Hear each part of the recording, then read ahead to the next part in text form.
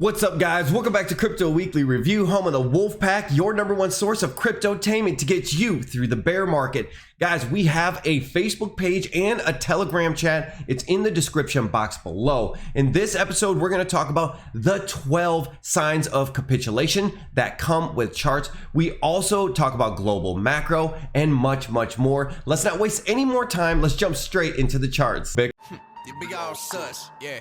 I just doubled up on crypto. I just doubled down on the new vest. Now my chair looking like 2 checks. Type of money made me want a 2-step. Who next? This week I be on the moon next. Stock going up like 2x. That's a fast flip like suplex. Two really stepping like a duplex. You bet never lose change, but I do flex. Going on the daily chart, traders are continuously being frustrated and annoyed by the price action of BTC. I'm in the big leagues, told her don't miss me. Ballin' like Houston, ayy, feeling like Whitney. I need a bag, bruh, send it through quickly. I'm making his dog, like I'm in the big leagues. Told him that I gotta go, dog. I'm riding a road, y'all. We have rejected the upper trend line of the ascending broadening wedge, and we are also right below the 55 exponential moving average. We do have a little bit of a nice candle here, but the volume is quite low. If we take a look at the volume, you can see we have a divergence. We have been moving upwards right here in price action, but lower in volume, and that's a little bit of a bad sign.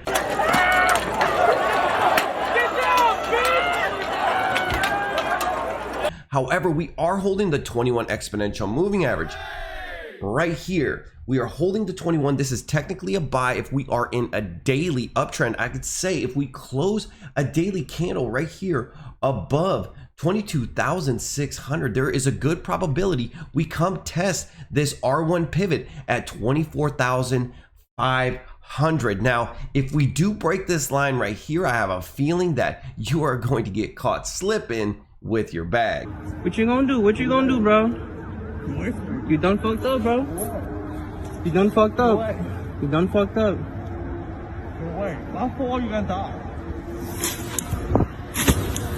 Right now, I tentatively believe that we are a buy right here between 22.6 and the primary pivot at about 22.2. There are, however, some pretty nasty macro events that we are about to talk about. However, I do think that things are starting to turn around for Bitcoin, and maybe we can run these bears out of town. Get out of here. Go. Go on. Well, the world appears to be on a collision course with another Black Swan event as Speaker of the House and Master Insider Trader Nancy Pelosi arrives in Taiwan against China's wishes.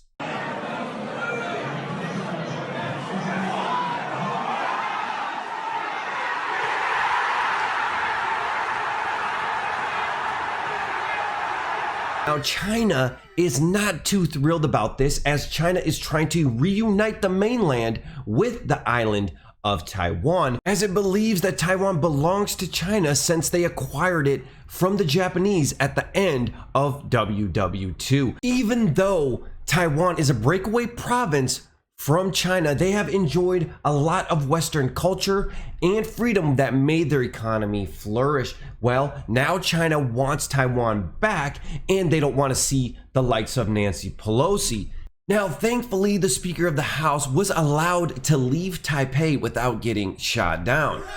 However, China is furious, and it appears that they are mobilizing for some sort of invasion. Now, the Chinese are smart enough to know to really hurt the United States, they will allow Nancy Pelosi to return safely, because we really don't want her here either. A war in Asia could Black Swan dump the markets, as Taiwan is the leading producer of semiconductor chips. But war is historically good for the economy, so this was my trade setup going into the flight to Taipei. Long the markets with a 3-to-1 risk to reward ratio when you're passing the northern tip of the Philippines, with a stop loss at Manila just in case she diverts.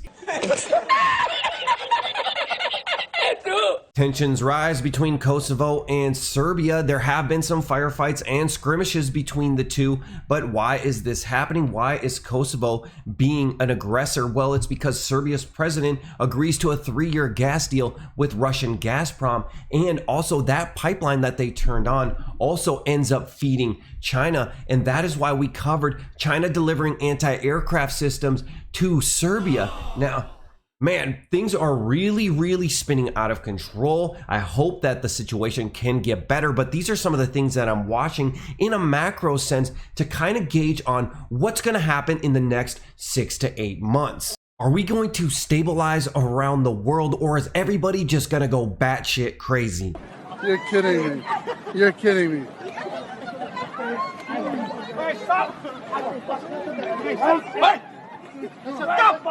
Bitcoin bull, superfan, and evangelist. He is a hero in the crypto space. Michael Saylor is no longer the CEO of MicroStrategy. Now, Michael Saylor has been CEO of MicroStrategy since 1998. However, he did step down after a poor Q2 earnings report.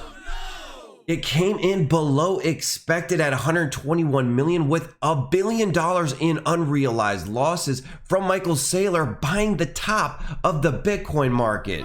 There's no second best crypto asset. There's a crypto asset. It's called Bitcoin, right?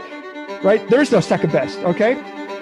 But take all your money, buy Bitcoin, then take all your time, figure out how to borrow more money to buy more Bitcoin. Now, OGs of the channel, hit the like button, because you know I've been calling this since like 55K or something like that, but I do feel bad for Michael Saylor. In fact, I did go to his retirement party, and even Vitalik was there in the background.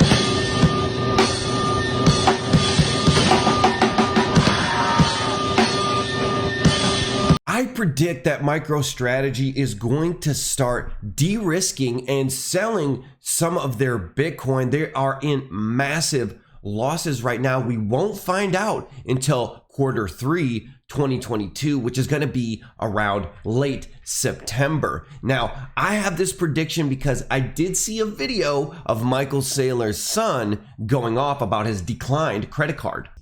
It was the most embarrassing thing I've been put through. You have no idea. Everybody in the restaurant was staring at me. Look at this fool who can't even pay 1,000 euros for some pizza. I don't want to ever be in this situation again. No, you're going to give me a physical card.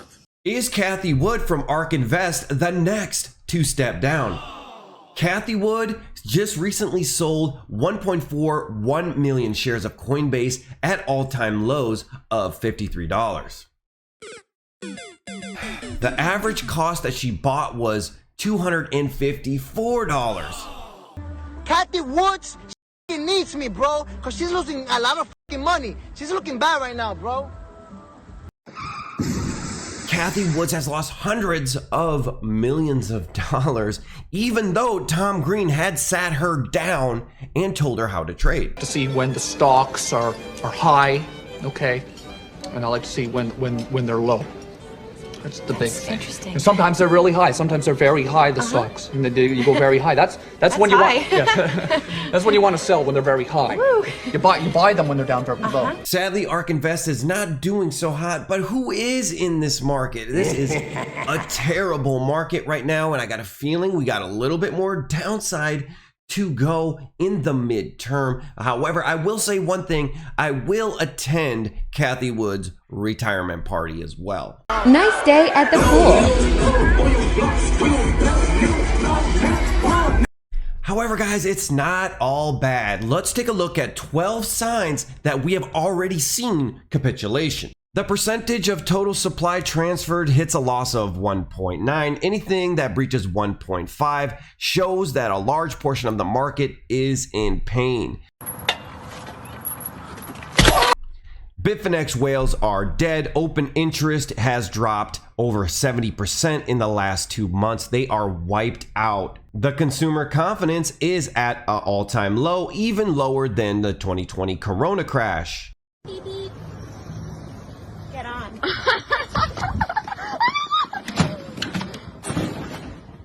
Google searches for Bitcoin dead are at ath. 90% of short-term holders have capitulated. The hash ribbon for miner capitulation is very long at 55 days. There have only been 3 other miner capitulations of longer duration than today's in history.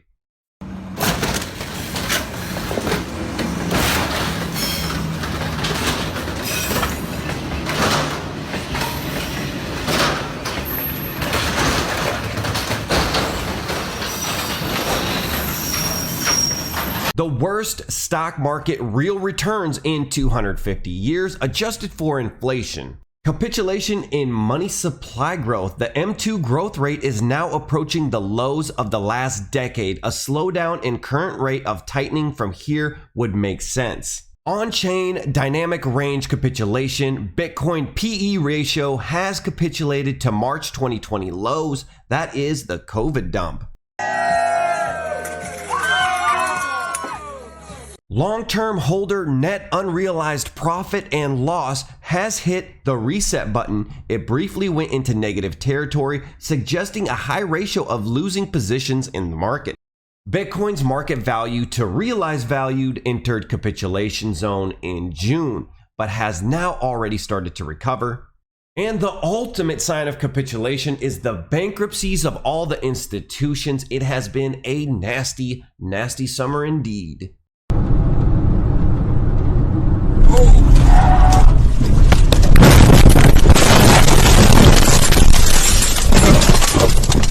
Well, that was fucking scary.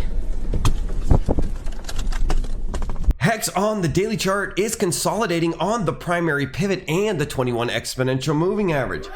That is looking like a good opportunity to buy, but if we pop up, reject the 55 again and break down through the primary pivot, it is going to be back to work at Domino's for all of my Hexican friends.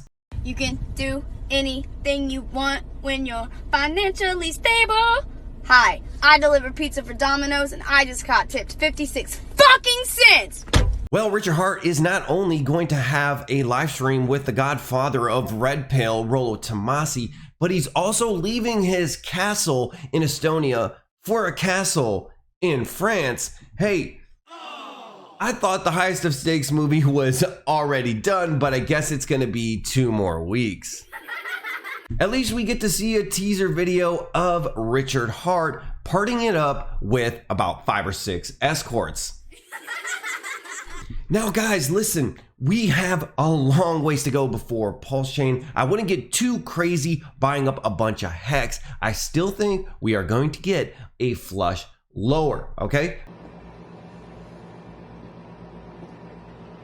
Anyways, guys, thank you so much for tuning in last weekend for the live stream. We're going to do it again. It's going to be so fun. I'm also trying to get some interviews. I would like to interview this guy right here, Christopher Green. I will put a link in the description where you can add him on Twitter, Project Mayhem, Crypto Wolfpack. Let's try to get this guy on. He's super, super duper interesting. But anyways, guys, thank you for watching. Like and subscribe, join the Wolfpack, and I'll see you on the next one.